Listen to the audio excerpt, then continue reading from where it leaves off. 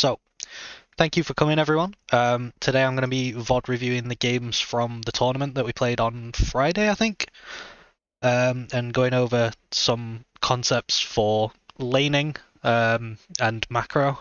It's going to be specifically top lane because that's what I played, but you can use these concepts in any lane. I'd like this to be like somewhat interactive, so if you want to just sit on mute and listen, that's fine. But anyone who does want to join in, I'm going to be like asking questions and discussing things. So feel free to talk whenever you like.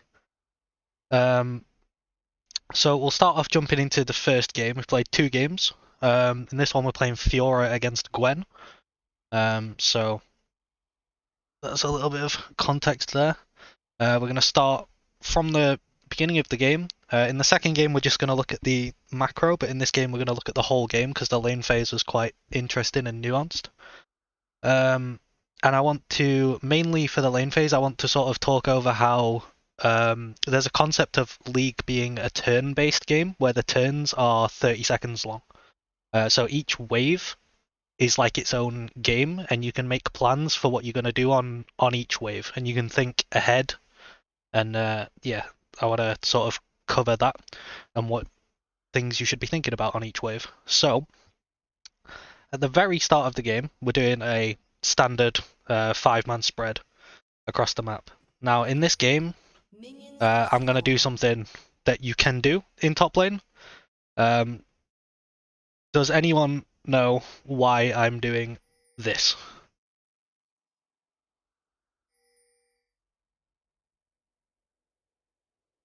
Anyone get any ideas? You're waiting for him to path back from his red so you can jump him in the tri-bush. Right.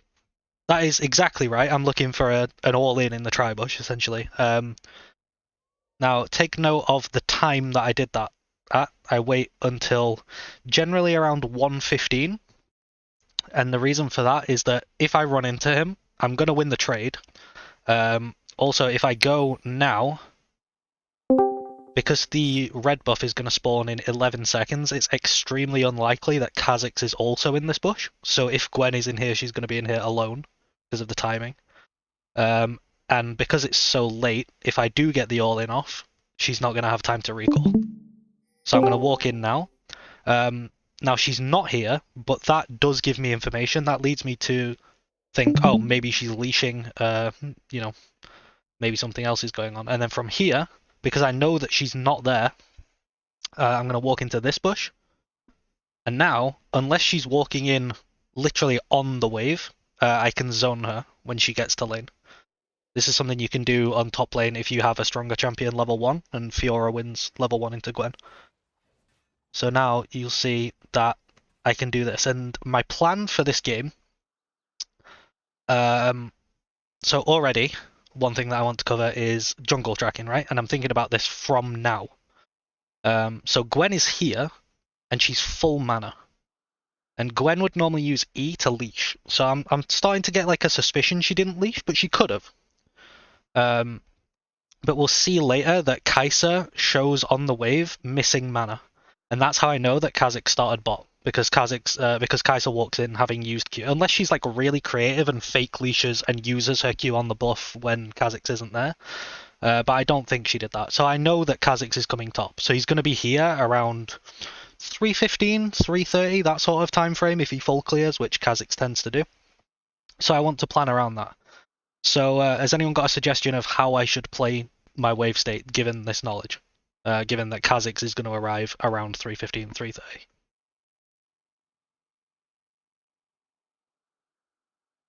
It's okay if not. I can talk through what the plan is and then we can see how I execute it. So what I want to do here to make myself safe, I don't want to die to the Kha'Zix gank at 3:15, 3:30, right? So to make myself safe, what I'm going to do is called a cheetah recall. So you might have seen that before, you might not. The concept is that you slow push wave 1, you slow push wave 2, and then you crash the third wave and you recall. and that puts you in the base as the enemy jungler is completing his clear, so you're not gankable. And then the wave just bounces back into you. You collect it, and you normally have between like 450 and 525 gold, depending on how well you CS'd. So you can get like a Cull or a Doran's Blade. You can get an Amp Tome if you're AP. There's a lot of things you can get with that. So we're gonna look to do that. So at level 1, I get this cheese off because I was in the bush. And one thing to note here is that as I'm doing this, see, I hit her, and her minions turn and auto me, right? They auto me like once each, twice, no, just once each. But what that does is it means that you see these minions are lower health than mine. That's because these casters didn't attack mine, but mine did attack theirs. So that puts the wave into a slow push already, which is like contributing to my game plan. So this wave is now slow pushing into Gwen. So I'm going to last hit these minions, and nothing really happens in the first couple of waves. Until... So you're still slow pushing, and the plan is to crash the third wave, and then base. So this is the second wave finishing.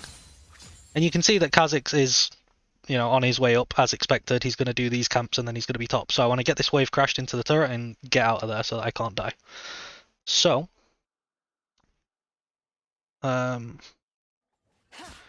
one thing that's going to happen here is that we start trading quite heavily. I'm doing this consciously, right? So this looks like a pretty bad trade for me. I'm quite low, right? But does anyone know why I think this is a really good trade for me? You intend to back anyway, so if you can make it look like he's winning, he's more likely to stay when you come back and you get the opportunity to kill him. The first half was exactly right. I think you're sort of overthinking it a bit. Because I'm going to crash this wave and back, right? He's going to have this big cannon wave on his tower, so he can't, unless he base TPs, but then I'm up TP. So either way, this is just free health that I'm getting on him, because I'm going to base. And I got his potions as well, whereas I've got refill. So yeah, the first part was perfect. It's that I'm going to base now, so the health that I just used as a resource is entirely meaningless, because it's going to just refill now anyway. So the cheetah recall goes exactly as planned. I'm now coming out of the base. I missed a few CS, which is unfortunate, but I get the cull. And you'll notice that when I get back to lane, the wave is going to be right here. Ideally, it'd be a little further forward, but this here is something that I'm going to be referring to as the happy spot. And this is called the happy spot because if I'm farming here, one, it's really easy to freeze the wave and it will just stay here until the end of time. And two, Kha'Zix can never really gank me. Especially if I ward this bush for a lane gank, I'm just not gankable. It's nearly impossible to kill me. So here, Kha'Zix invades topside because Amumu did a early gank on bot. That's kind of like a consequence of Amumu's pathing. If you do go straight into bot lane and show, then you lose your topside. Sometimes this just happens. Moving forward. So now Amumu's going for this Gromp, right? And Gwen's crashed the wave into me. So what I think should happen here, ideally, is that we just give this Gromp.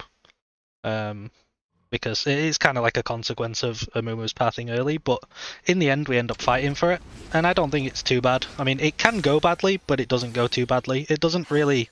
Like, it's not part of the ideal plan, so I don't want to talk about it too much, but it does end up getting me kind of ahead, which is nice. But now what I need to think about is what am I going to do now? So now I'm in a bit of a predicament, because Gwen's going to TP back, right? And this wave is pushing into Gwen. And the reason it's pushing into Gwen, well, one easy reason is that I've got a cannon minion and she doesn't. But my wave is bigger and it's on my side of the lane. And because it's on my side of the lane, my minions are going to get here first. So they're going to start hitting the enemy minions first, and that's going to make it push. So I need to do something about this, because generally, unless you're slow pushing to create a situation to dive, you don't want to be pushing into the enemy. It makes you really vulnerable. So what I'm going to do is repeat what I did earlier. I'm going to slow push this wave, and then I'm going to crash the next one, and then I'm going to base. And we'll again see why that's so good. Because as you crash a big wave, it does two things. One, it makes it so that the enemy can't also base. And two, it makes it so that this turret's going to be killing these minions, right? These minions are going to arrive, they're going to sit here and hit these minions, and then they're going to slowly push back into me, and then I'm going to come back to the wave in the happy spot again, and I'm chilling. So we'll zoom forward again.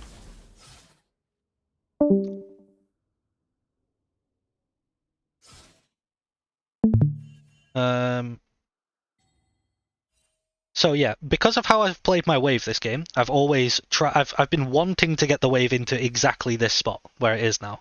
And the reason I call it the happy spot is that Kha'Zix has been topside the entire game, pretty much. We're 6 minutes in the game, he's been topside the entire game, he passed bot into top, and there's never really been an opportunity for him to like do anything to me. Because my wave's always in a position where I'm like, I'm not gankable.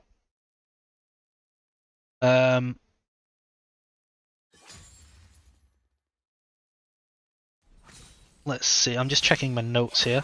So yeah, right now I'm just playing the wave here. I don't really know where Kha'Zix is. This vision didn't actually spot him, this pink ward. So I don't really know where he is, but that's fine. Because I'm so safe where I am right now. Ah, okay. So you see this Q that Gwen did here? It hits me and these three creeps. But I want to know if anyone can tell me why I think this Q is really bad from Gwen.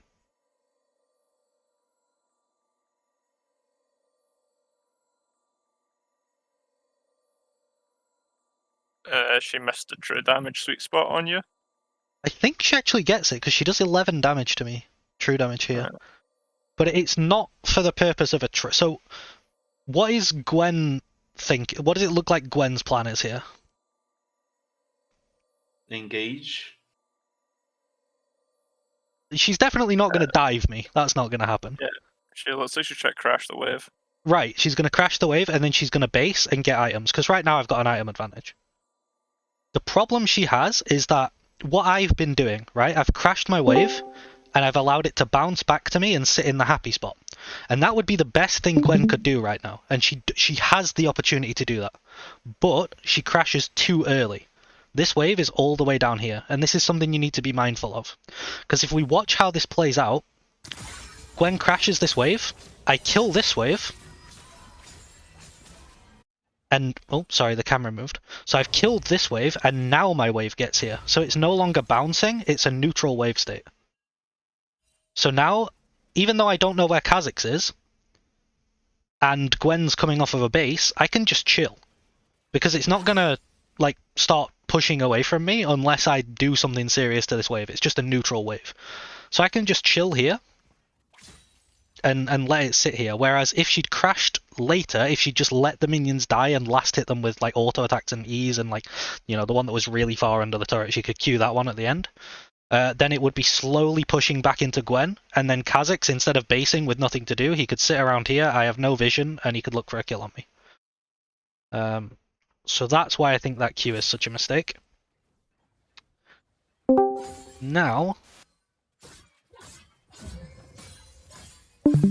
Okay, Hello. so... Hello. On this wave, I know that Gwen's just based, and I know that from earlier she TP'd when we had the invade thing.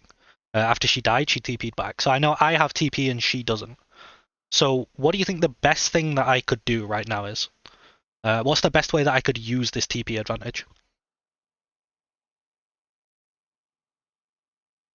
Should I answer or? Yeah, anyone could answer. Well, you should probably trade the hell out of me and reset back, so I will be fucked. Yeah, perfect. That would be the best thing that I can do. Now, am I going to do that? No. But it's still the best thing that I can do.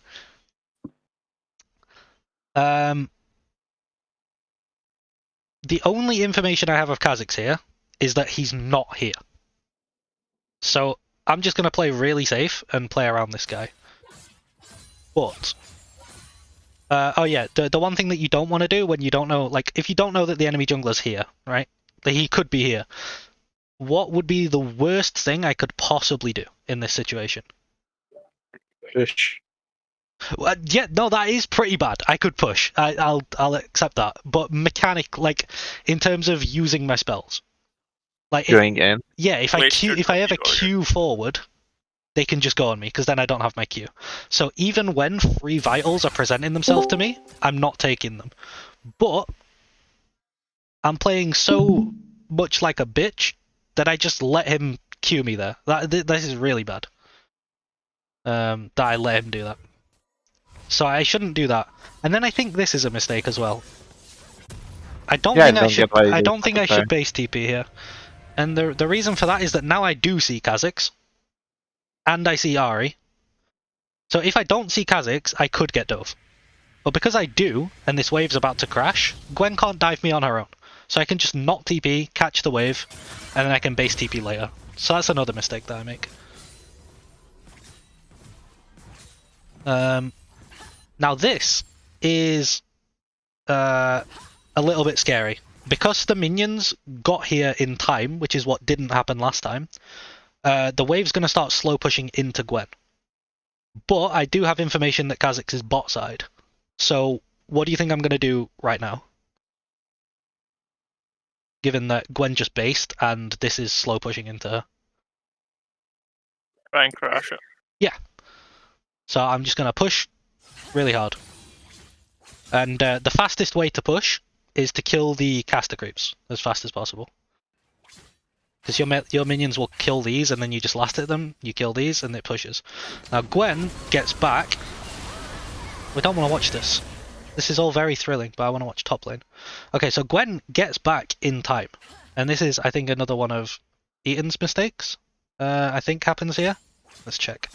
But I think what Eaton can do, because he gets back in time here, is he can just drag the wave into the bush, let this wave come and freeze on it, and then just keep the wave in the happy spot. But instead he's like taking the wave. So now this is going to come back into me. This is slow pushing into me. So I'm chilling again. In terms of like wave management, I'm absolutely fine.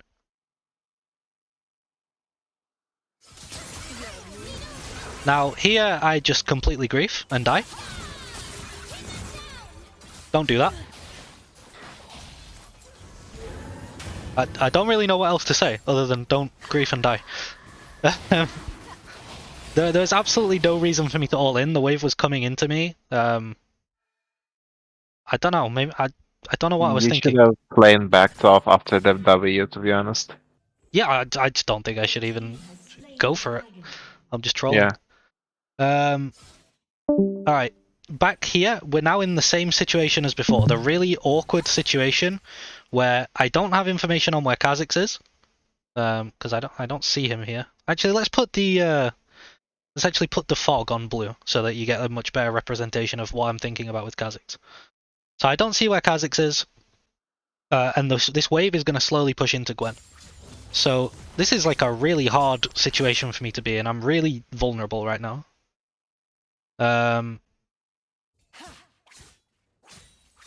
So I want to crash this wave if I can.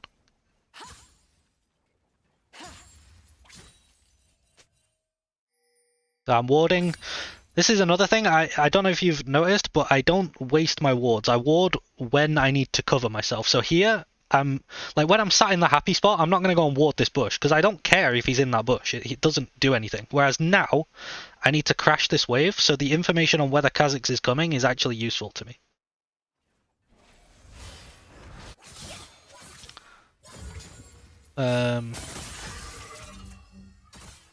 So I'm very happy to lose my HP in order to crash this wave, because what's important to me is not what health I'm on, but it's getting out of this awful situation of being frozen on. And here again, I think this is also a really bad cue, because I'm actually not strong enough to crash the wave. Like, Gwen is just beating me after the solo kill earlier, so I'm not even strong enough to crash this wave in time, and Gwen can just hold it. But here again, Gwen cues the wave, and now it's coming back into me. And I'm fine again. See, Kha'Zix is also here. Like, if this wave was frozen and Kha'Zix is sat here, I just feel so doomed. There's nothing I can do.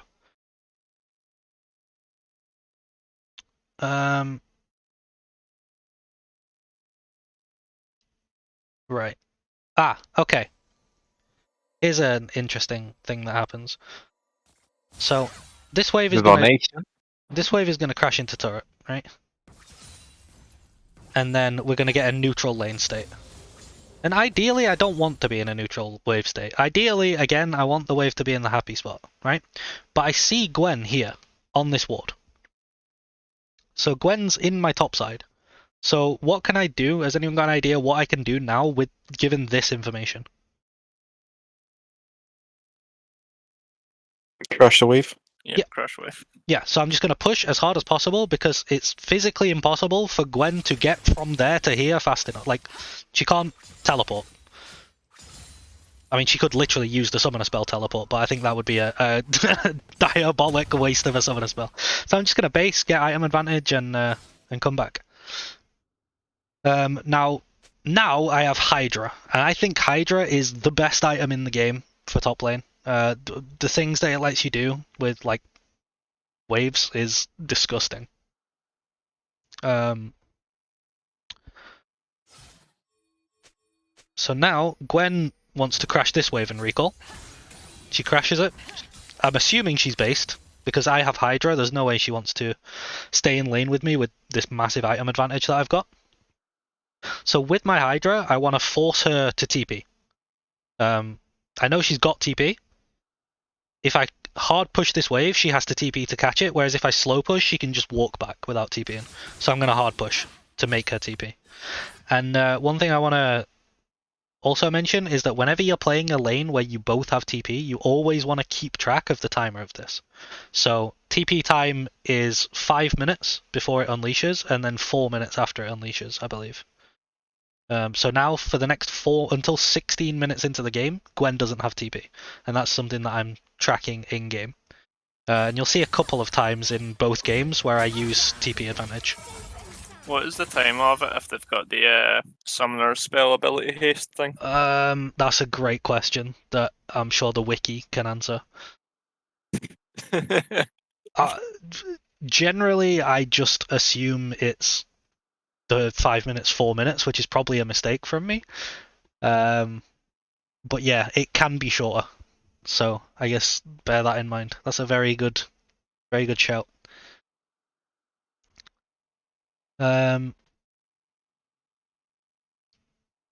Okay, what is happening with the wave after this happens? After this wave? Freezing. Well, there's two things that can happen. One, I can let it crash into the turret, or two, I can try and hold it outside the turret. So because I walk into it, it doesn't run into the turret. But is this gonna freeze?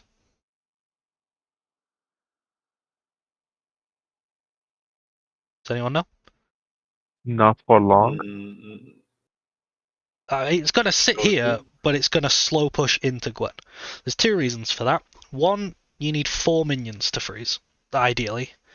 It's actually slightly less than 4 minions if it's not a cannon wave, and it's slightly more than 4 minions if it is.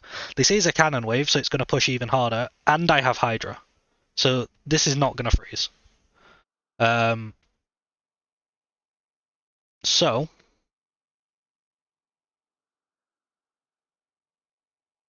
I'm safe now, right, on this wave, but next wave, I'm not going to be safe.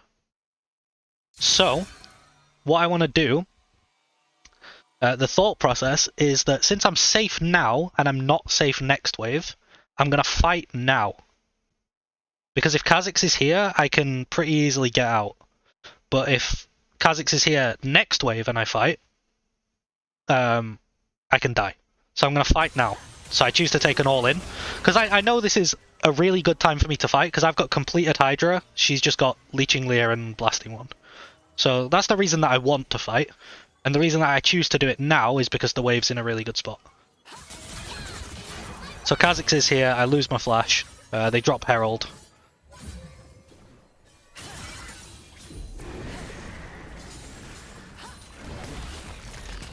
So yeah, so far this has been like a really nice controlled game, except for the one time that I entered. I don't think I've made too many mistakes other than the base TP that I did earlier. Now it was, I don't know if you noticed, but we saw Kha'Zix on this ward for like a split second there. So because I see him, I know that he's no longer top, unless he like doubles back on himself, but then I'll see him on the ward again. So because I know he's not here, and I traded Gwen so low in that all-in, I can play really aggressive now. This is like one of the first times in the game I've actually had reasonable information on where Kha'Zix is. Like, my map's been quite dark for a while.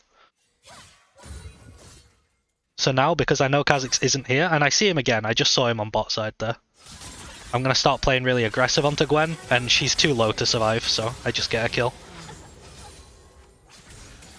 Now I know Gwen doesn't have TP, so I have TP, Gwen doesn't, right? Let's turn on objective timers, because that's going to be really important starting from now. I think there's another detail on that fight.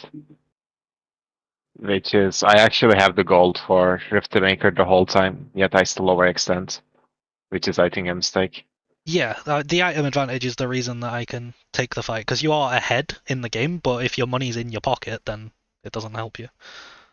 Basically, that's... Right, so what are my options here? So I've got TP, Gwen doesn't. I've just killed her, the wave's crashing, dragon's spawning. I think, realistically, I've got two options. Crash the wave and go bot. Yeah, I can crash the wave, and I can... Well, I guess I could crash the wave and walk to Drake, if you mean that. Or I can crash the wave and TP to Drake. Or I can just take the turret. Those are the three options. I'd say that taking Drake is like the team play route. Taking turret is the selfish route.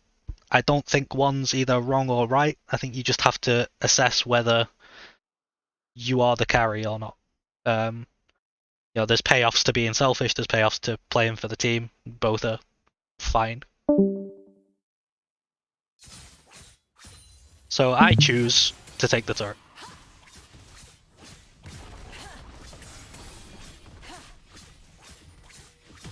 After I take this turret, it's really important that I don't back now, that I take this wave first. Why is it important that I take this wave first? Otherwise, you donate a freeze. I could donate a freeze. I don't. This is not enough minions to freeze. It will still push into me. Gwen will have a slow push. Gwen will have a slow push, but I want that because I want to come back to minions when I come back to lane. The reason it's important that I take this wave is that because of what transpired earlier with the Herald, my turret is really low. So if I base without taking this wave, Gwen can just push the next wave and take my turret in response to me taking hers. Whereas if I deep push this, she's not going to have a wave to take that turret with. So I take this wave before basing, and then I'll base. We'll speed up while I go back to lane. Okay, so Drake is still up. One thing that I thought maybe I could do is run Drake from base, but my whole team's in base, and I don't want to lose this turret. Why did I TP? Oh, I know why I TP'd. This is a cool TP. Does anyone know why I TP'd? Try and catch Gwen out. Yeah, pretty much. I TP'd because I wouldn't expect me to TP, which means Gwen won't expect me to TP. So I can sit in this bush, and because I have a Mumu here, when Gwen walks up, all I have to do is go to the top side of the lane and chase her into him. It does take an annoying amount of time to kill the Gwen here, though. But it's a pretty free kill. So now I'm massively ahead. So now it's just about not throwing this lead. Which, you know, at times I do try to throw the lead, but we'll talk about why my mistakes are my mistakes. Right. From this point of the game, now that this tower's down, and I can keep pushing waves into this turret, the bounce backs take longer. You know, like if you crash a wave into this turret and then it bounces back into you? Because you're crashing it all the way down here, the bounce backs take longer. So what I want to do is every time I crash a wave and it starts bouncing back into me, I want to get something out of it. I don't want to be just trading waves with Gwen. That's not how you expand your lead. I don't want to just like sit in a stalemate and go like 5 CS for 5 CS, or 6 CS, because there's 6 in a wave, for 6 CS over and over again, right? I want to crash and then I want to do something. So this is where I want to start using my lead. So let's have a look at what my options are. I crash this wave, right? What can I do from here? There's not really a lot. The main things that you want to look Push. for, I could Either hit, push mid or take enemy jungle. yeah, I could hit this tower, but I think Gwen's gonna TP. Or I could take Krugs, which is good because jungle's broken. So if you set enemy jungle behind, that's good. I really like taking enemy jungle. Or you can like flank onto mid, but no one's in mid right now, so there's no one for me to like flank. There's no one for me to gank, right? So I'm not gonna do that. Krugs are up, so I'm gonna do those. And Gwen might TP back to this tower, so I'm not gonna hit. But I think hitting the tower is good too. Can do either of those things.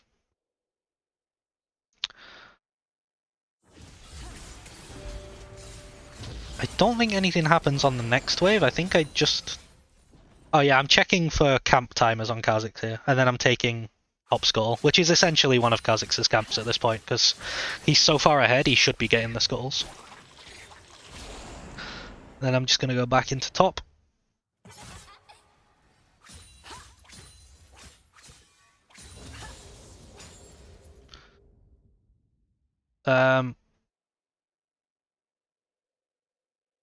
I think this wave gets me my mythic, so I'm just going to hard push it and base for mythic.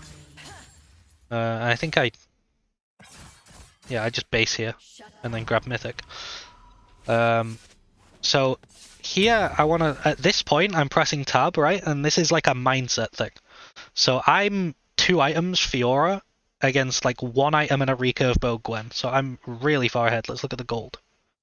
I'm up 1.6k. So the mindset I have here is I will carry this game.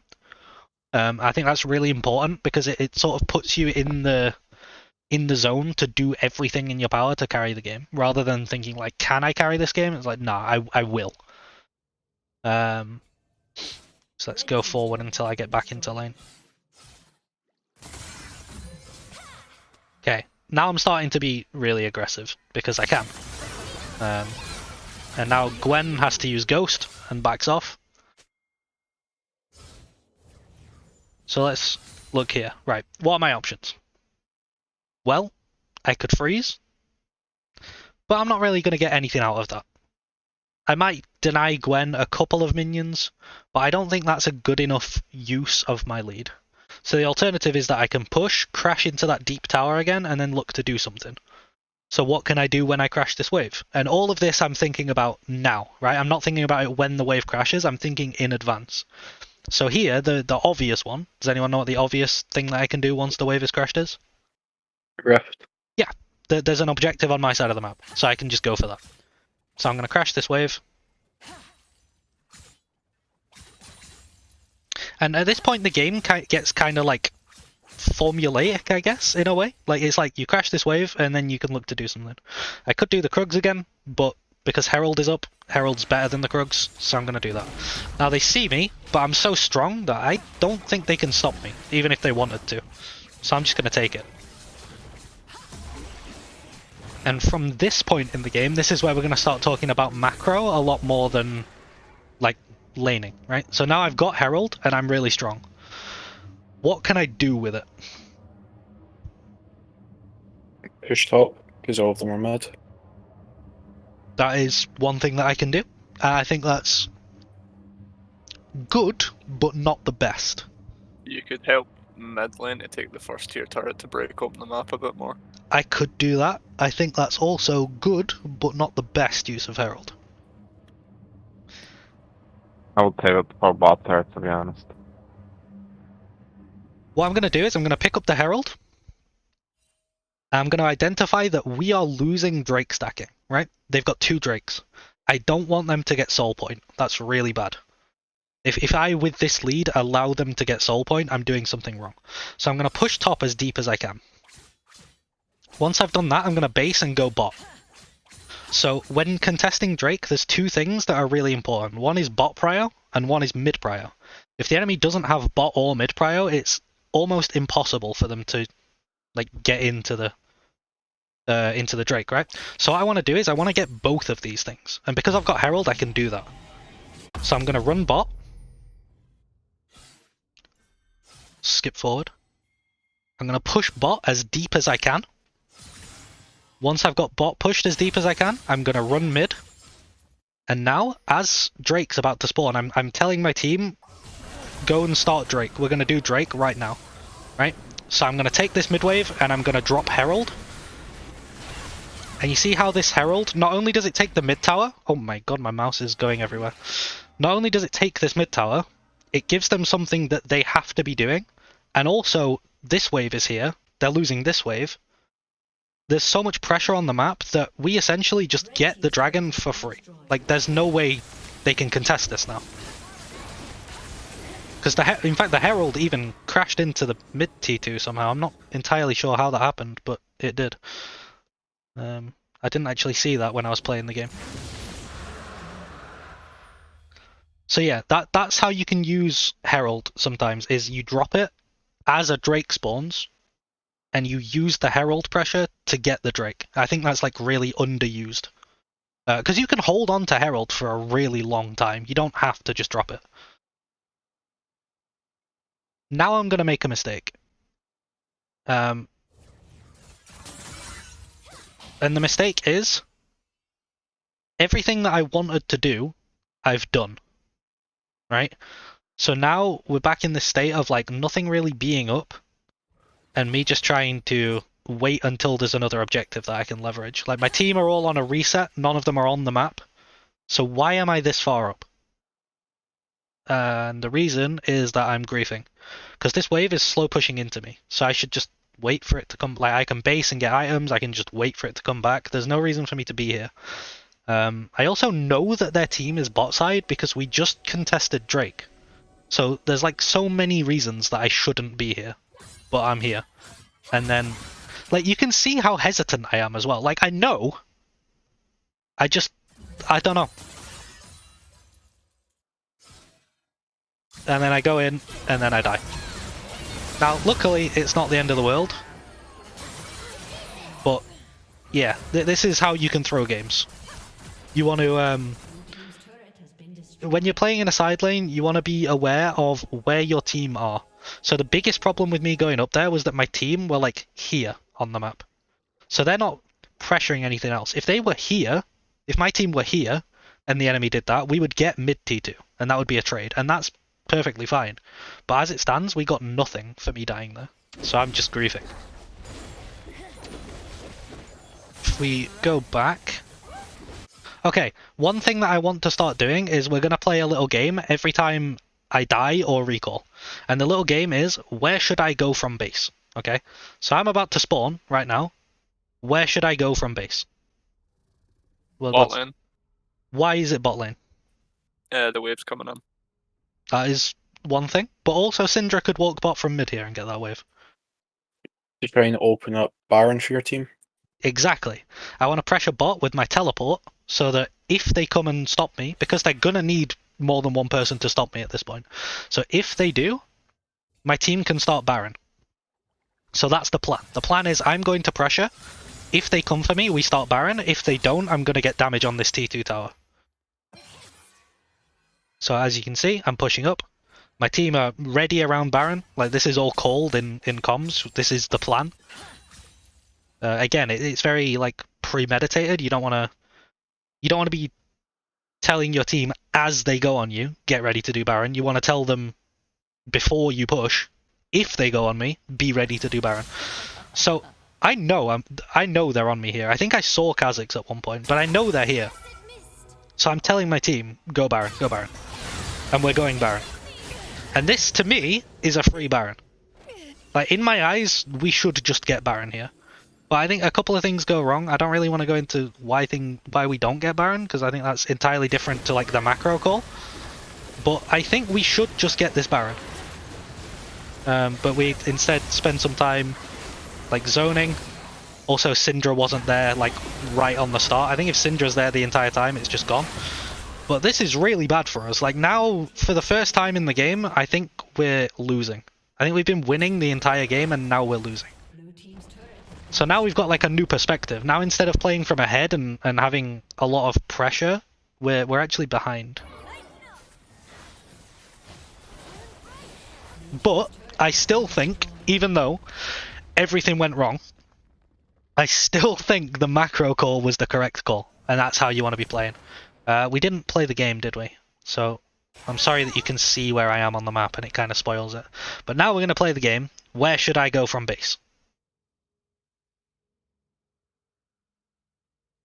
Anyone? Should I top? Yeah, the answer is top, and this is something that when you're playing top or mid, generally if you're playing bot, you're going to go mid from base in the mid game. But if you're playing top or mid, this is something that you want to be thinking every time you die or base. Like while you're recalling or as you're dead waiting to respawn, you want to be thinking, right, when I respawn or when my base finishes, where am I going to go? So here I'm going to go top. And the reason for that is that on the push Baron whatever happened, this terrible situation, Gwen just TP'd. So I know Gwen doesn't have TP, but I do. So we can use that to pressure Drake. So I want to use that to pressure Drake. And that's why I want to be topside, because I can push the wave all the way in, drag people to top lane, including potentially Gwen, who can't TP to the Drake, and then I'll TP to the Drake. And that's why you always want to monitor the enemy solo laner's TP, so you know whether you can do stuff like this.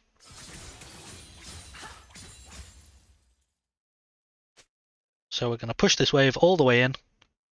Drake is spawning in 50 seconds. Now this is a solo kill. It shouldn't really happen, but because it does, I don't think Gwen dying actually changes much, but in a second you'll see that's just a little thing. I took the Krugs because the wave crashed. It's like the same as when I took the Krugs earlier. But now Ahri's going to die, and this one does matter because Ahri does have TP. So, if the Drake's alive, right? If Ahri doesn't die here, what can Red do? What should Red side do, assuming Ahri lives? Contest Drake. So where should Gwen go from base? Straight to Drake. Yeah. So Gwen goes Drake, Ahri has TP, Ahri holds the wave, and then Ahri, I think what Ahri should do is, because I'm so strong, if I TP, Ahri TPs. But if I don't, she just keeps holding the wave against me. Because I think this 4v4 is actually favored for Red. I think I am so much of the power on blue right now, like if you look at the gold, that they can actually win the 4v4 Drake fight. But, as it happens, I end up killing Ahri, and now I can push this tower. So now Gwen is forced to come to me from base. Because if Gwen doesn't come top here, I'm going to take inhib. And that's really bad. So now, because I tracked the TP earlier, as soon as I see, literally the instant I see Gwen, I'm just going to TP. If it was a champ with CC, I would try and go somewhere where they can't stop my TP, but it's Gwen. So I just TP and we take Drake. And now, again, we don't let them get soul point. You really don't want to let your opponent get soul point. Okay, I've just based. Where should I go from base? Let's play the game. What do we think? Top. Top. Why top? To keep pressure, to push in the wave and try and draw people away so you can push other lanes. That is what I want to do, but I could also do that in bot lane. Syndra's looking like she's going bot lane. Yep. It's clear bot, by the way, I think. I think it is better for me to be bot because there's a T2 I can take. However, Syndra is already bot, so I go top. That's the only reason. It's not much different whether I'm top or mid at this point. Top or bot, sorry. I don't want to be mid. Here I'm just checking to see if Gwen is recalling in the bush. I can stop her.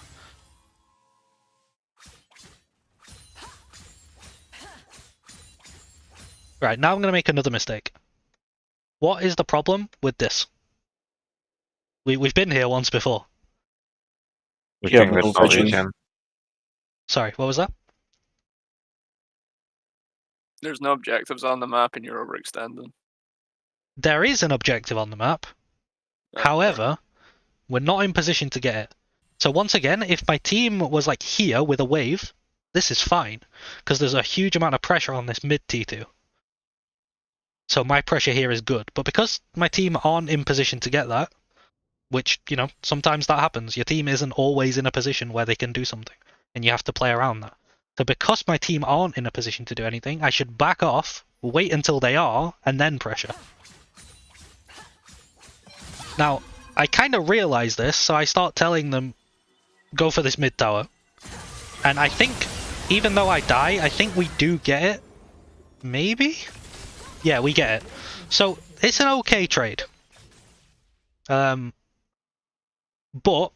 there wasn't, compared to like the Baron things and the Dragon things, it wasn't planned in advance. It was more of a panic, like, oh shit, I'm caught out, can you get mid turret? And they did, right? And that's bad. You don't want to be planning.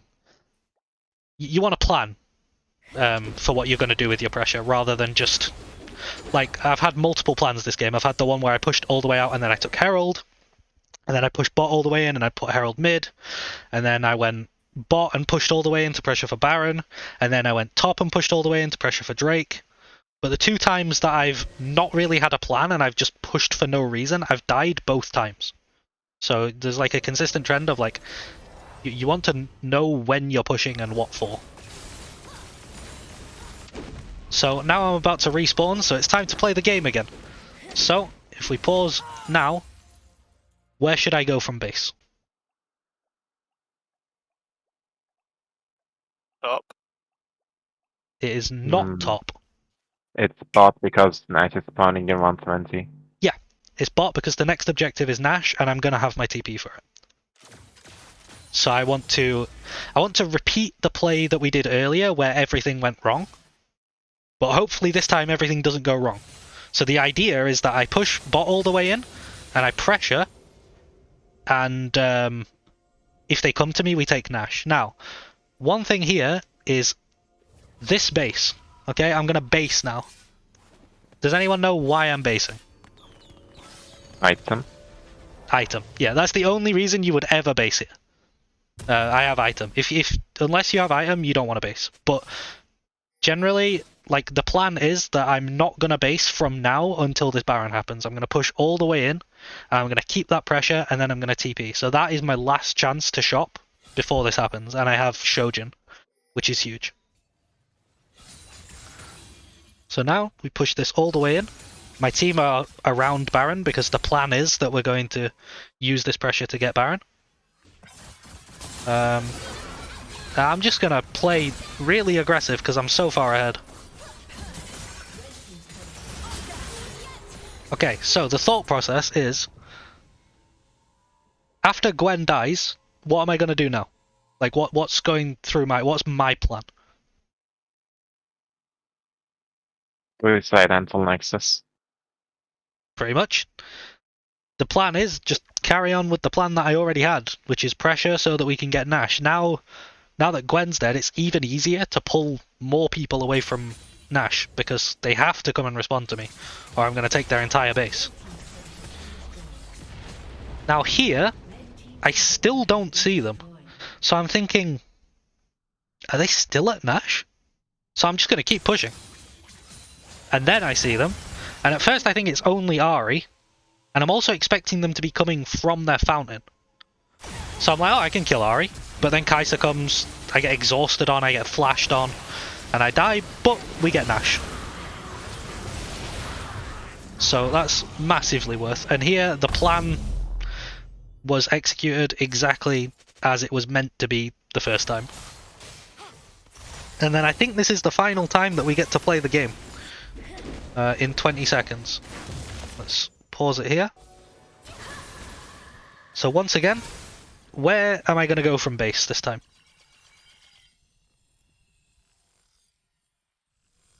What do you think? Upside. Top. I'm going to go top. The reason for that is that this Drake's going to die regardless. Kha'Zix is dead. The plan, again, we want a plan. As I'm coming out of base, I'm going to be planning ahead to what's going to happen once I've got side lane pressure. The plan, when you're playing someone like Fiora, the plan is always going to be, I'm going to get side lane pressure, but you want to plan what are we going to do with it. So the plan here is that we're going to send the 4 people mid. They're going to push, and they're going to siege with Baron buff onto... We get a kill, which makes things a lot easier. But they're going to siege with the Baron buff onto this tower, right? So look, this wave's going to go on the tower. So now the enemy's forced to respond to this. And this is something that I think is really important. So my team's going to be sieging on this, and the enemy's going to be hitting this wave. So as this wave dies, I want to put this wave on the turret. And the reason for that is that, like, this wave's going to die while it's sieging, right? But now, even though this wave is dead, well, the wave doesn't actually fully die. So we could go for inhib here, but because I've put this wave on the turret, we can rotate the team onto this turret as well. So now I'm calling... I think the rotation should have been a bit quicker, ideally, but it's fine. We rotate the team onto this turret, and now their entire base is open. And this is a situation that you don't ever want to be in against a split pusher, because they have no towers, so if I ever get side lane pressure, I'm not just threatening one inhib anymore, I'm threatening all 3. As it happens, the game just ends now. But yeah, that's the thought process behind the macro here. So the game ends now. Before we move on to the next one, does anyone have any questions about this one? Blue team double kill. Killing spree. No? Okay. We'll drop out of this one and we'll go into the other one.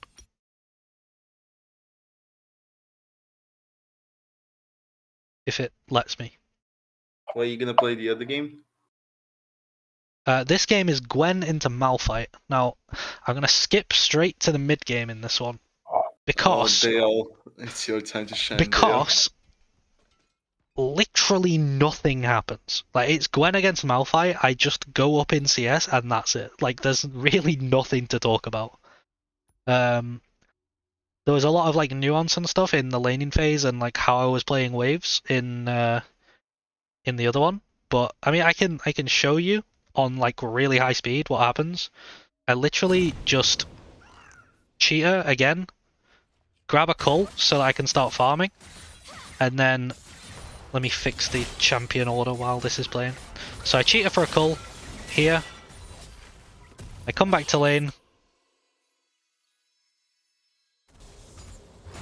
things go back and forth. Eventually, once I've got better item advantage, I think once I've got like a blasting wand and an amp tome, I'm going to start dragging the wave into me and freezing it. Like around... I think around here I'm going to crash the wave and base for... Yeah, here. I want a base. A really good base on Gwen is amp tome blasting wand, so I'm going to grab that. And now I want to start dragging the wave and freezing it and just forcing Malphite into awkward situations where he can die to the jungler. My jungler's not here, but if he was, Malphite can die, so it's pretty scary for Malphite. And I'm just going to sit here with it frozen. And that's basically the rest of the lane phase. So Wukong ends up coming here. But if I skip to... What's my timestamp? If I skip to 1340, we'll go here, right? I don't know why it thinks Malphite is there. There we go. So if I skip to here, you can see, literally, apart from me generating a CS lead, nothing has happened. So that's why I'm not going over the lane phase. Like, it's not a very eventful matchup. So here, I'm crashing a wave, and okay, let's go back a little further because there's something that happens before, I think. Yeah, so here, I'm all-inning Malphite to try and force him to TP. I TP'd earlier, and he has his TP, so if I push him back, I'm going to be taking plates if he doesn't TP. Now, this isn't what I want to talk about here, but we'll get to that. So Malphite's going to TP back and ult me because Vex is here. And we get into a bit of a scrap in the top side, and Annie ends up coming. And what's important about Annie coming up is that we now end up with both our solo laners in the same lane. here, right? So, we get to play the game already. The game of, where do I go from base? So Annie is here, and I'm basing. Where do I go from base? I think this is really important. Mid. Mod. And because Malphite died, and Vex is here, I'm actually going to TP to this. I fuck you, bro. Oh no, you based. You didn't die. Because Malphite nearly died and based. I'm going to TP to this wave and push it. So if Vex doesn't TP, this wave's going to be lost. Now Vex does TP, but you see how Annie took this wave, I took this wave, and now both waves are bouncing back into us, so neither, even though I recalled while Annie was in my lane, neither of us lost a wave. That's really important. If any play happens where you ever end up with both solo laners in the same lane, it's something you can also do with bot and mid. If like if mid roams into bot and bot's basing, bot can run mid and mid can hold the wave and then they can swap back. So that's the first thing that happens.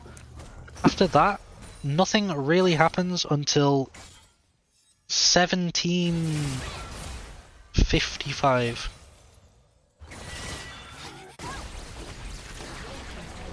Okay, they did a Herald play in top. They took 2 towers.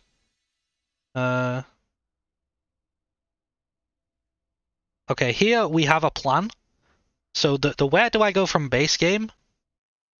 Ordinarily, it would look like top, right? Like I'm looking at going top here out of base to defend this. You can see I'm running top. However, here we see a potential plan. We know that Amumu has no flash, and he's really low. So Wukong is going to try and kill him, just on his own, and we're going to use that to get Drake. So Wukong's looking for him, finds him, kills him. So now we're planning to get Drake, and because that was the plan, I went bot so that I can push bot in and get bot prior, so we can do Drake. So that's another instance of like having a plan, and how that affects where you go from base. One thing that I would really like to stress as well, for everyone that ever plays solo queue, when you do the Drake, right here, we've done it, right? Do we need to fight now? Like, is there any reason for us to fight blue team? No. No. We just leave. I don't know why, but every time I play solo queue and we do what we just did, we then have to fight them. Like, we have to engage. You can just take the Drake. You won. You did it. You won. So we back off, and now we're in that state of you remember in the last game, it's like the mid game thing of I'm going to push the wave and then I'm going to look to do something with it. So I've pushed the wave now. What are my options as for what I can do?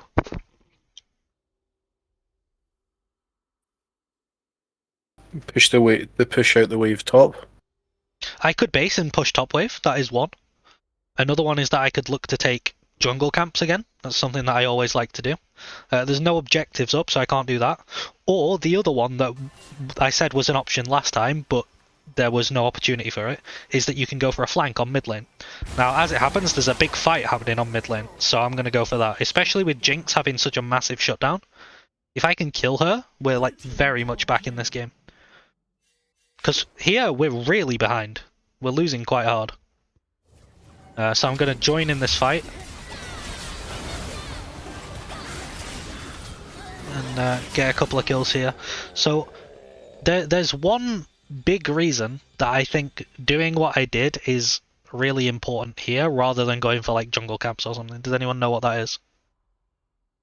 Even though the fight might not have worked out in our favor, I still think it's the best thing to go for. Tempo. Kind of. The enemy team currently isn't generating any gold. I mean, these are reasons that killing them is good, but the reason that I decide that like I need to go for this play to kill them is that we're so far behind. And I think Wukong is reasonably strong, but aside from me,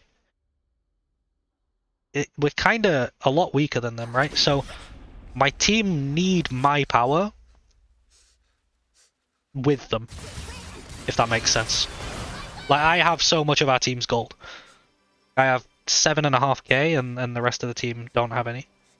And also, I don't have a picture on screen of the draft that the enemy team had last game, but they had... What did they have? Gwen, Kha'Zix, Ahri, Kai'Sa, Milio, maybe? Was that? Maybe it's Tristana. Yeah, it was a draft. Yeah, we had Tristana and they had Kai'Sa. Oh, Whereas yeah. here, they've got Malphite, Amumu, Vex, right? The threat that is placed on my team is so much higher. They can get Malphite ulted, they can get Amumu ulted, they can get Vex ulted. Whereas before, it's like maybe a charm hits them. So me hovering is a lot more important because they're a lot more vulnerable. So I go for this. After this, so we take this turret off of killing them. Blue team's turret. Now what am I going to do? Oh, actually, one thing that I want to go over is why it's so good to do this after crashing a wave. So you see this wave? This wave is now coming back into me. So this blue wave is going to kill this red wave because it's bigger. And then it's going to come over here. So Malphite is losing these minions, even though he came to the play. Whereas I went to the play and I don't lose the minions. So that's why it's so important to to push and then move. So now I'm going to base, and now we play the game again. Where do I go from base? Mid. You would think mid, but it's not mid. Bot lane. It's not bot lane either. So important. I need to put objective timers back on, actually. You can't see that. But importantly, Baron is the only objective, right? Now this game, compared to last game, my mid actually has TP. So Annie being bot is completely fine. So I can go to the other side lane, which is top. Because Annie's already in bot. If Annie wasn't bot, if Annie was in neither lane, I would choose bot. Because then I'm adjacent to Baron. I can TP to Baron, I can use my pressure. But Annie's already there, so Annie can push and TP to Baron. If I go mid now, there's no wave for me to get. It's all the way down here, and it's going to come back into us. So I'll just run top, I'll let Zeri have this wave, I'll get the next one, and then Zeri can go mid, and then by the time Zeri gets mid, this wave will come back. So I'm going to go top.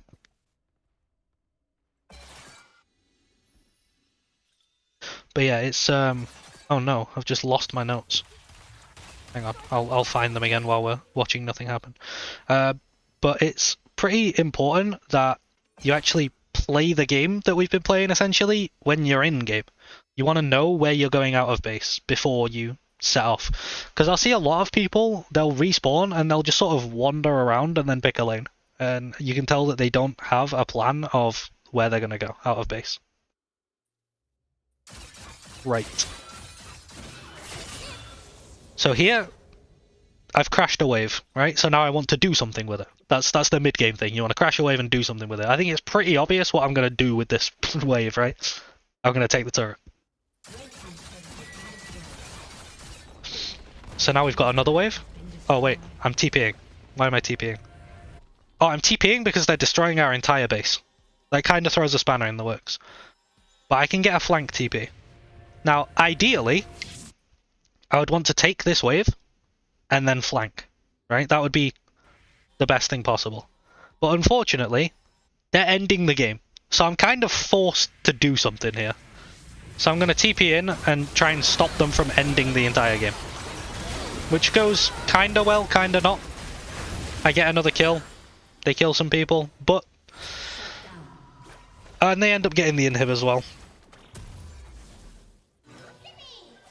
One thing that I need to pick up on here is that in that fight, I noticed that that Jinx used her Gale Force and her Flash. So now she has no Gale Force, no Flash. That's another, as well as like TP timings. You want to time flash timings mainly on things that use flash very well, which is often the AD carry.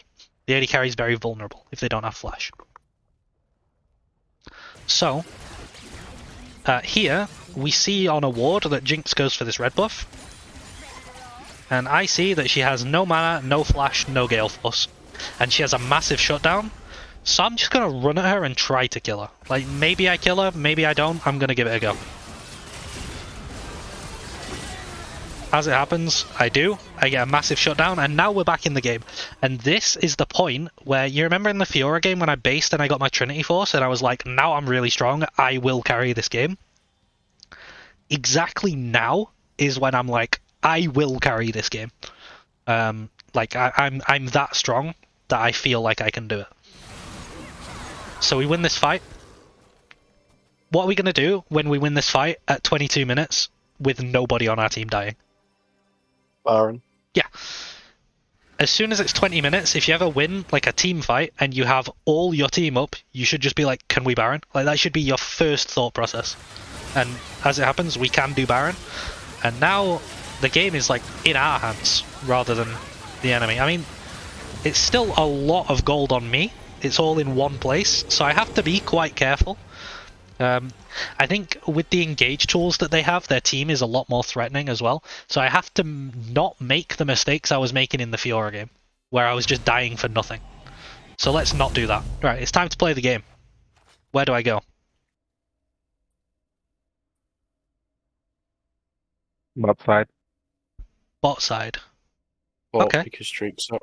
You don't have TP and Drake is spawning and you need push on bot for That- bottom hip. That is very valid. And I would be okay with someone going bot. But I'm not going to do that. And this is kind of like, if anyone plays chess, this is kind of like a gambit that I take. So I know the enemy's going to go Drake. I also know they don't have any TPs. I know that none of us have TP. No one in the game has TP. So they're all going to go Drake. Maybe Malphite goes top. But I'm just going to run top. I have Baron buff, and I'm massive. If they all go Drake, I'm going to take, like, potentially even an inhib. And if they already had 2 Drakes, I would go Drake. But because they only have 1, I'm fine trading second Drake for all of this in top lane. So watch how much I get, because we just give Drake. Now they do go for a bot side push as well. So it's good from the blue team to trade more than just Drake for this. But I'm just taking everything.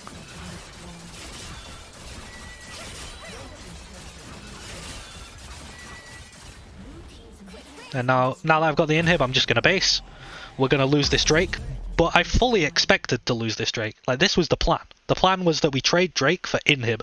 That's an insanely good trade. So that's why I don't go bot. I go top instead. Now just bear with me for 2 minutes.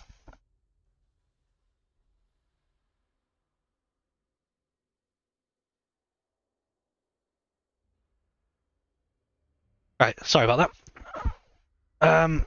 So now I'm going bot because, like, top is no longer a place to go out of base when you play the game, so I'm just going to go bot. Like, top is going to push itself.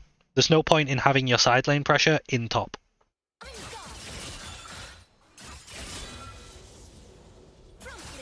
Now, no one's here, so I'm just going to take this tower for free.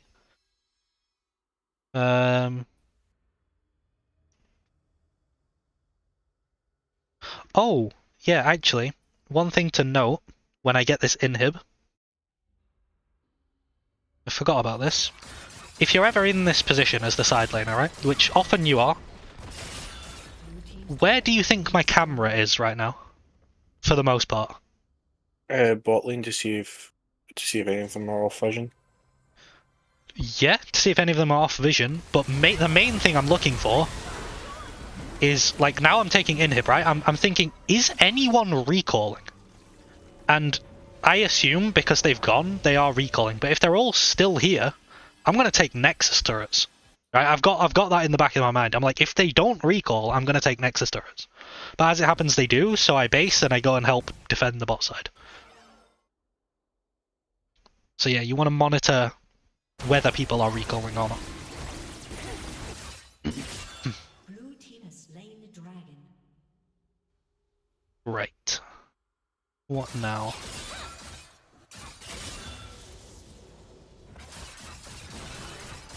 Blue team's turret has been Okay, now it's kind of like the situation where I died as Fiora. You remember when I died in top lane and we barely got mid T2 from it?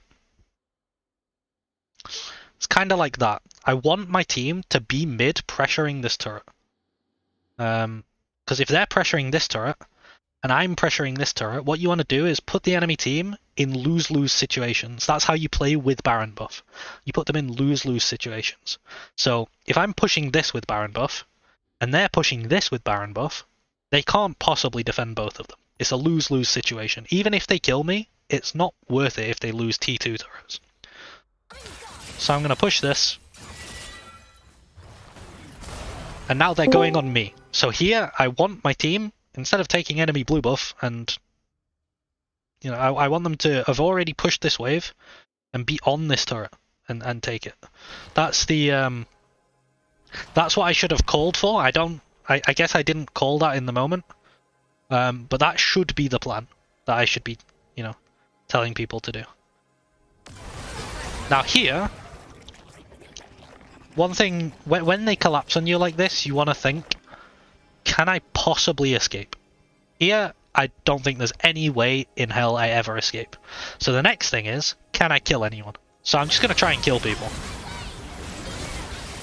So I get Malphite and I nearly get Vex as well with the ult, but it doesn't quite reach. My team can't get this mid turret, and I die for nothing.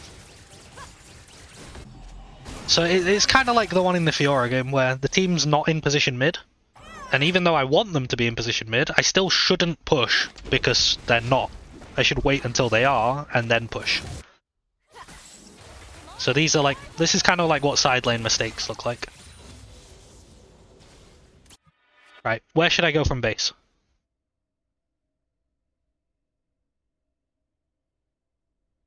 We're playing the game again. Where, sorry? Nope, sorry, bot side. Why is it bot? To stop the bot laners pushing. That is one reason. What's another reason?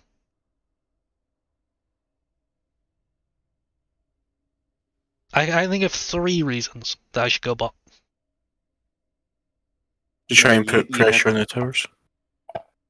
Well, yeah, it does that, but what does the pressure on the towers do? Like, one thing that we're thinking about is every time we crash a wave into a turret and we get that pressure, it's like, what do we do with it? Right? So what's the next objective that's spawning?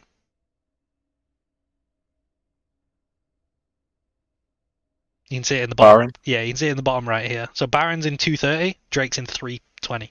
So Baron's next. So ideally, you want your strong side laner to be opposite the objective so they can draw people away. Now, it's still a little in advance, but if I'm there, I'm there. And the other one is that no one needs to side lane top right now. Like, people can go there and just soak XP, but putting pressure on it doesn't really do anything. The inhib's already gone. It's really easy to defend Nexus turrets, so there's no point in me being there. So I'm going to go bot.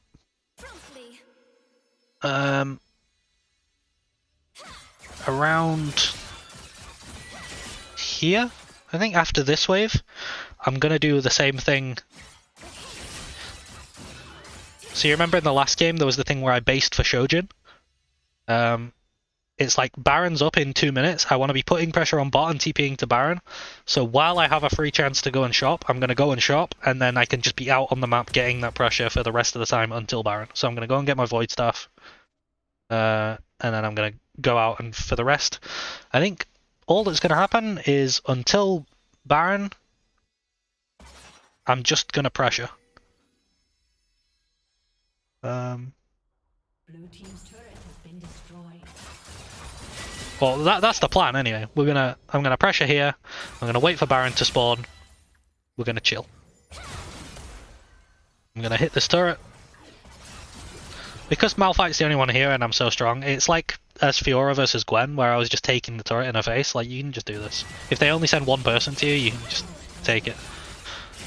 But unfortunately, we get engaged on. This is kind of part of what I was saying about the enemy team has much more deadly engage tools, like having the Amumu instead of the Kha'Zix, having the Vex instead of the Ahri. It's a lot harder for my team to not die, and they get engaged on. So I'm basically forced to TP here. Like, I have to respond to this. But before I do, I'm going to take some more stuff. But I can still go there. Because I have threat of ending the game. I'm taking stuff so fast here. So I'm backing off. I back off like out of vision so that Malphite's not ulting me. Now Dale does find me. But I genuinely... Right. I know you flash ult and miss, but I think I walked so far away that it's physically impossible for you to ult me in time. It's just a bit sad that you flash ult nothing. But, you know... Yeah, I would like it if that worked right. The other thing is, when you walk into vision of someone who's TPing, you don't really know how long they've been TPing for. So I completely understand why you went for it. Because if you stop my TP, it's huge. So I'm forced to go here. I stopped them ending the game. This is another instance like earlier when I was pushing and I was forced to TP. Sometimes your team are losing and you get kind of dragged around the map a bit.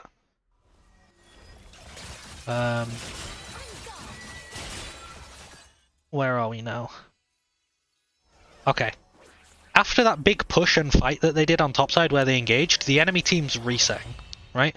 Why is the enemy team resetting now, specifically? Anyone know?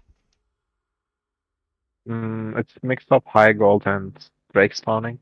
Yeah, I suppose high gold is a good reason too, but Drake spawning is the big one. They want to reset and they want to go Drake, right?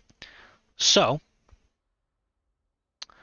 I don't think we can win a Drake fight, and it's not Soul. So I'm going to do the same again. I'm going to pressure this top inhib. I think it's quite hard to get a grasp of, but you do want to know, like, can we win a fight if we fight now? I don't feel like we can. So instead of going Drake, they end up coming for me. So I call... The call is, alright, we get Drake. They come for me, we get Drake. So this is our Drake now. But because they kill me, they can start Baron. So we know that they're going to start Baron now, right? So what are our options as a team? This is where macro comes into the game. I think this is a really, really good macro call that I made. Probably the macro call that won the game. And it through a bot. They could try and end through bot. That is one thing. I don't think they need to send everyone back to defend though. But that is a good shout. I wonder whether that would work. I'm not sure. But we're gonna take the dragon, right? And I think it's fine to take the dragon. Stops the enemy team getting soul point. But we could... This dragon's about to die, right? After this dragon dies, they've only just started the Baron. We see them, okay? We could go and try and stop them doing Baron. But I would rather give them the Baron and trade it for this turret. This T3 turret in mid. Why do I like this turret so much? And why do I think taking this turret wins the game? Because they have no towers to defend the Nexus. Well, they have towers to defend the Nexus. No, but... sorry, the inhibitors. Yeah, the inhibitors. So it's the same thing that I said before with the rotating the team into top to like take all of the T3s. If you ever have all the T3s with a side laner, if the side laner ever gets pressure down to this inhib, you just have to respond. You have to send like the whole team, because otherwise they're going to take all of your inhibs. They can just walk through your base and take all three of them. So the call that I make is ignore Baron, give it to them.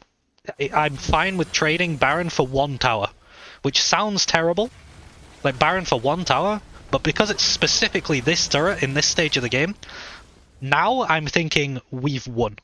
Okay, so what is my game plan now? Why do I think we've won? Just pressure the side lanes, force them to always have someone on you. Pretty much. So where am I going to go from base? Top lane. Yeah, top lane. Why am I not going top lane? Oh, right. There's an immediate threat on mid lane. So I was running mid to defend this inhib. If they, you know, having like an idea of where you want to go is good, but if the enemy is suddenly in your base and you're in your base, you're probably going to go and defend them, right? Remember when... I don't know if anyone actually remembers that this happened, but there was a point in the game where Dale flash ulted me while I was TPing and missed. Does anyone remember that? Oh, fuck's sake! So, because of that, I know that neither of us have TP, because we both TP'd at the same time, right? And I'm here, and Dale is here, and this fight starts. So because I know that I'm basically here, and Dale's all the way down here, I'm like, alright, we'll just take a fight. If they want to fight, we'll just take a 5v4. So I'm going to immediately, not immediately, but as soon as I realize it, I'm going to be like, oh wait, they're fighting? Okay, I'm going to go and join this fight. Because I am huge, and, you know, Dale... Despite being down in gold, Dale is also huge. He's Malphite, right? He does a lot in a team fight. So not having him here makes them lose this fight. And that's not Dale's fault. Someone has to defend that bot lane. But I just identify, oh, they're going for this fight, I'm going to go to it then. What's the best thing I can do now? Well, they've got inhibs open, and they've only got 2 people alive. So if they don't... Why are these in the wrong order? That's annoying me. If they don't, you know, stop... I don't think they can stop me taking this inhib. I'm just going to push.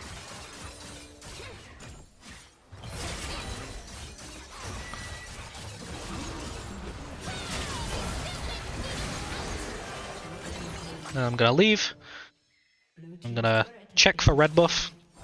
And I'm going to base. So, now I have a plan, right? Where do I go from base? Top. I'm going to go top, I'm going to pressure this inhib, right? One thing to note is that this inhib died a lot before this one. This one only just died. This one died a while ago, right? So I know that this inhib is going to be an objective soon. This one isn't. So the play should be that we have me sat top, we have the team sat bot, and then we're pressuring both sides of the map. So I'm going to push this all the way in. For now, we can just clear mid wave, clear bot wave, and chill. Because I've still got a long time before I'm pressuring it.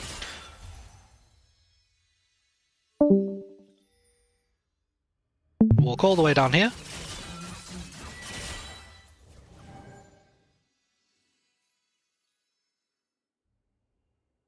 So yeah, now you can see this inhib has respawned. Okay, that's what I was talking about. So we're gonna get the team to go bot and me go top, and essentially because there's no towers, it's as if we have Baron buff. So we can put them in those lose-lose situations that you normally only get when you have Baron. But they have no towers, so for all intents and purposes, we have Baron. So I see that they're coming to me, right? So I'm going to back off. I'm going to tell my team to push forward. So what you see is I back off, my team pushes forward. As soon as they start leaving, I'm basically playing on a rope with them, right? If you imagine there's a rope between me and the enemy team, and I'm trying to keep it the same length, if that concept makes any sense. So as they move away, I move forward. As they move towards me, I move back. So now, they're coming to our team, right? So we tell the team to back off, and I run to the inhib, and I start hitting it. And then I want to keep this rope the same size, right? So I'm going to threaten this Nexus tower. I'm going to threaten to end the game if they don't come for me. Okay? So they're going to back off, they're going to start coming for me, right? So I want to keep this rope the same length. So as they run towards me, see, it's like this distance. It's a very specific distance that I'm doing, and the distance, I guess, is because of Malphite ult, but I don't know. It's just like a general sense of like, can they get on me if I'm here? No. So I'm gonna run away now, and now because I'm leaving and they've come to get me, I tell my team to go back forward again. So now they go forward. If the enemy team go respond to this, I'm gonna go back in and end the game. Now we have all the inhibs, we're gonna leave. Okay? There's no reason for us to stay now. I mean, I'm gonna get like 1 minion, but we're just gonna leave, we're gonna push in waves, we're gonna take this dragon for free. They have 3 inhibs down, there's no way they can react to it. And then I'm gonna get like some consolation prizes of like, you know, a couple of jungle camps, really doesn't matter. Now we're all gonna base, I think, right? We get the Drake. Where do I go from base? What's the plan? Back to top again. It's not top. There is something in this game that will guarantee that we win. I'll give you a Baron. clue. It's happening in 58 seconds. If we get Baron with 3 inhibs down, there is literally 0 chance we lose the game. Like, as long as we don't grief, it's impossible. So if I go bot and threaten to end the game through bot, and they have like all their inhibs down, it should be like it would take a miracle from this Amumu or like a Jinx rocket or like it should be nearly impossible for them to get Baron. And because Baron in my eyes is an instant win, I think we've already won at this point in the game. I think we have to royally fuck up to lose. So as soon as Baron spawns, I'm going to show, and I'm going to start pushing. And now they have to come and stop me. Because if they don't come and stop me, there's one Nexus tower. I have like, what, 700 AP? I'm going to just end the game. So we just get Baron for free.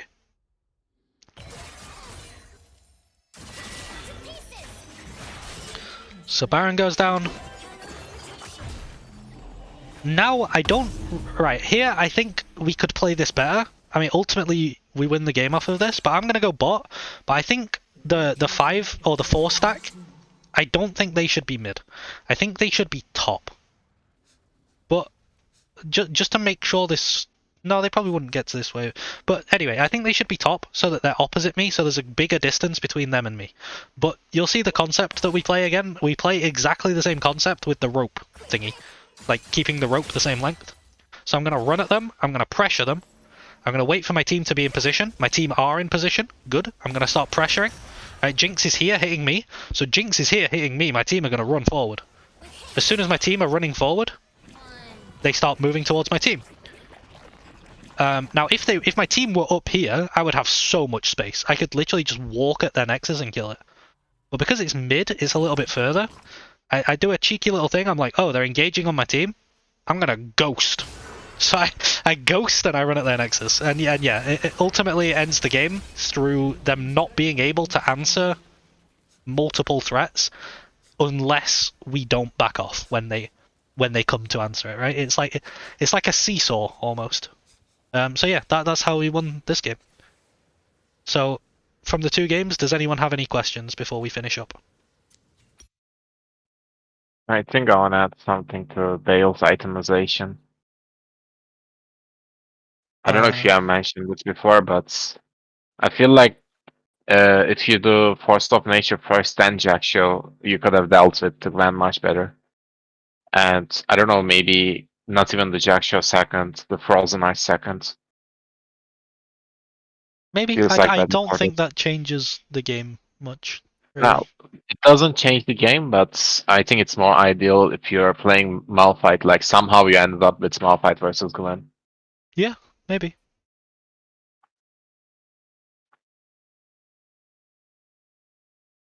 Anything else?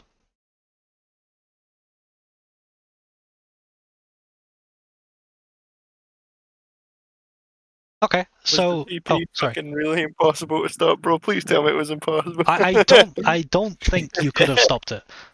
I was taking the piss anyway, but yeah. Right. I don't have any actual questions. Oh, that was really concise and easy to understand. So yeah, to summarize, you want to understand what you can do with your waves and have a plan for what you're going to do with them in the lane phase. To make yourself not gankable. I think being not gankable in top lane is really good. So bouncing when the wave's pushing away from you and getting it in the happy spot is really, really nice. And then in the mid game, if you're playing a side lane champion, you want to create that side lane pressure and then always do something with it. Even if what you do is as small as getting Krugs. You've still traded a wave for a wave plus Krugs. If you keep doing that over and over again, a wave for a wave plus something, a wave for a wave plus a flank, or a wave plus a herald, or a wave plus a drake. And if you just keep doing that over and over and over again, eventually you will win. So yeah, that's basically the session. So thank you everyone, and have a nice day. Oh, that was a great.